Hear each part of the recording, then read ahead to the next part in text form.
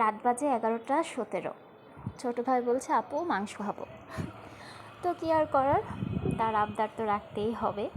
তো এখানে আমি মাংসগুলো ভালোভাবে ধুয়ে নিয়েছি, তারপরে পেঁয়াজ কুচি দিয়েছি, আদা রসুন বাটা দিয়েছি, এখানে কয়েকটা তেজপাতা দিলাম, আর অল্প কয়েকটা গরম মশলা, এলাচ, লবঙ্গ দিয়েছি। আমি বাটা দিব আবার পরে।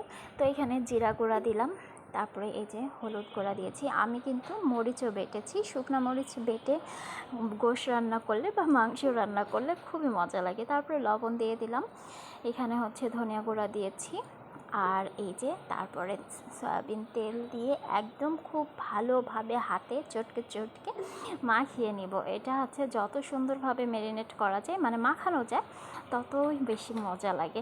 আর এভাবে হাতে মাংসে কে রান্না করেন হাতে মাখিয়ে, তো তারা অবশ্যই কমেন্ট করে জানাবেন। এই যে আমি শুকনো মরিচটা বেটে রেখেছিলাম, এইটা দিয়ে আমি আসলে খুন্তিটা দিয়ে নেড়ে দিব, কারণ এমনিই মরিচ বেটেছি, এতে আমার হাতে মানে ঝোল ছিল, তো এই আর কি।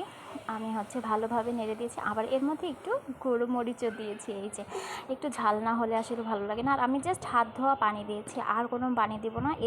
এইটুকুতেই আমার মাংসটা পুরোভাবে কষিয়ে যাবে। আর মাংস থেকে তো এমনিতেই পানি বের হয়, সবাই জানে। তো এই যে আর কি, আমি খুব তাড়াতাড়ি রান্না করছিলাম আসলে।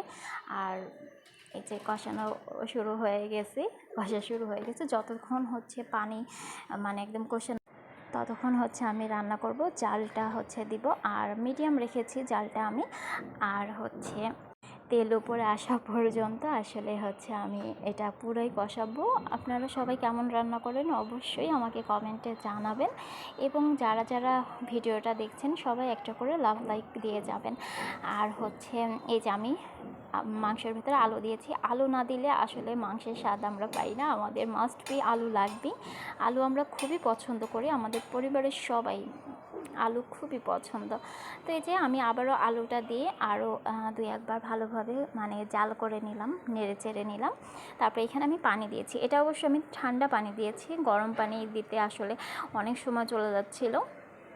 আর একটা চুলায় আমি ভাত চড়িয়েছিলাম, মানে অল্পই ভাত ছিল, মানে আমাদের মানে পরিমাণ মতো খাওয়ার। বাট ছোটো ভাইটা বলছে আপু গরম গরম ভাতের সাথে খাবো, যেহেতু আবার রান্না কর, তো এই জন্য আরেকটা চুলায় ভাত বসিয়ে দিয়েছি। আর এই যে গরম মশলা বাটাটা আমি দিয়ে দিয়েছি। আমার মাংসটা কিন্তু হয়ে গেছে।